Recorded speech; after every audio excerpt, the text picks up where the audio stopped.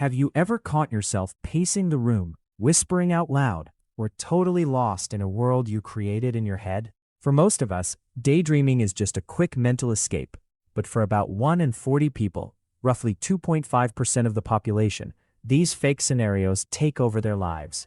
This is known as maladaptive daydreaming, first defined in 2002 by clinical psychologist Dr. Eli Summer. Maladaptive daydreaming is an intense form of fantasy activity that actually replaces human interaction. It's not just getting distracted in class, it actively interferes with work, school, and relationships.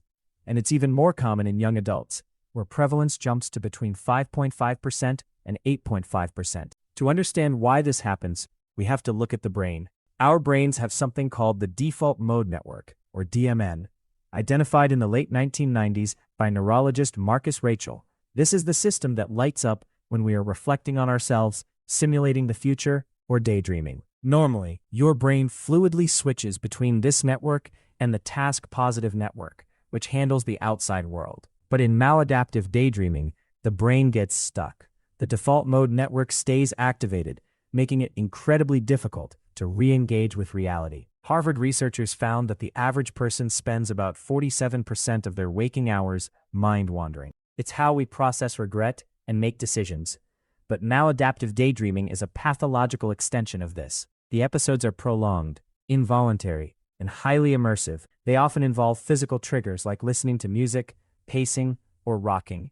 In a 2025 study by Summer and Dr. Henry Otgar, 51% of participants reported experiencing visions they later confused with actual events, something called fantasy-driven confabulations. Often, these narratives are the brain's way of trying to fix a painful past or brace for a stressful future. The real-world impact is devastating. Sufferers describe feeling like a ghost that misses out on life. In clinical studies, almost half of diagnosed individuals were unemployed. One patient recounted lying in bed with a growling stomach, actively avoiding the bathroom, just so they wouldn't interrupt their fantasy. Despite this severe impairment, the psychiatric community is divided. In 2022, the World Health Organization officially recognized it under the ICD-11 as part of obsessive-compulsive and related disorders. But the American Psychiatric Association's DSM-5 still doesn't recognize it as an independent disorder. Because of this, many professionals don't know what it is, often misdiagnosing it as ADHD, dissociation, or OCD. Skeptics argue that we are simply overdiagnosing everyday life, and point out that the popular internet theory linking this condition strictly to childhood trauma actually has fairly weak empirical support. Because it isn't fully recognized in the US, getting help is hard, and there are no FDA-approved medications specifically for it. However, cognitive behavioral therapy, CBT, is showing real promise. By combining mindfulness, cognitive restructuring, and addiction-based behavioral strategies, patients are seeing results. Case studies show individuals reducing their daily daydreaming from several hours down to just 15 minutes.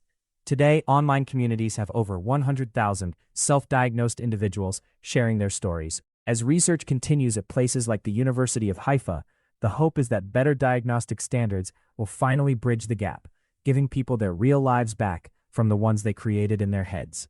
While scientists are still debating maladaptive daydreaming, they've completely unlocked what happens during sleep paralysis, and it's terrifying. Click the video on screen to see what your brain is actually doing when you can't wake up. If you think you've ever experienced maladaptive daydreaming, or just normal mind wandering, let me know your experience in the comments, and subscribe for more deep dives into the human mind. Has a fake scenario ever ruined your real day? Drop a comment, and hit the subscribe button for more psychology secrets.